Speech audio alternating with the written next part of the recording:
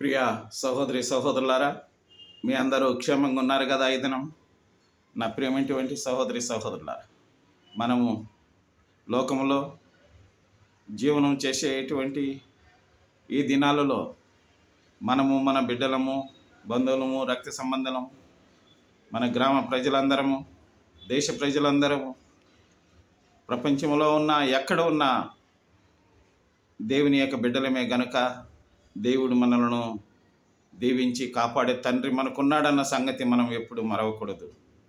అనేక మందిని ఈ లోకంలో జీవనం చేస్తున్నాము, కానీ ఈ జీవనోపాధిలో మనము ఎవరిపైన ఆధారపడి ఉన్నామన్న సంగతి ప్రాముఖ్యమైనటువంటి సంగతి.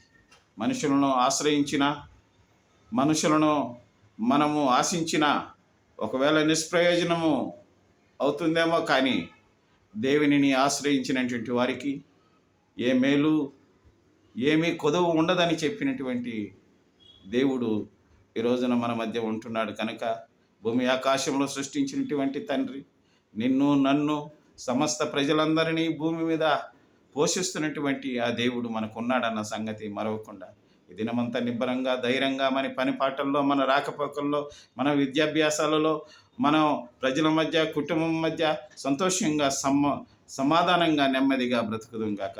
దేవుడు ఈ కొద్ది మాటలు దీవించును గాక. పరలోకమందున్న మా తండ్రి, విన్నటువంటి ప్రతి బిడ్డలందరినీ, వినబోతున్నటువంటి ప్రతి బిడ్డలందరినీ మీరు దీవించి ఆశీర్వదించమని కూడా ప్రార్థన చేస్తాం. ప్రతి ఒక్క బిడ్డల యొక్క దుఃఖాన్ని, నిట్టూర్పులను నాయనమా స్వామి, మా ప్రభువా, మీరు గద్దించి నెమ్మలింపచేసి ఇది నా సంతోషంలో పాలు పొందేటువంటి భాగ్యం అనుగ్రహించమని యేసు నామమున ప్రార్థిస్తున్నాము తండ్రి. ఆమేన్.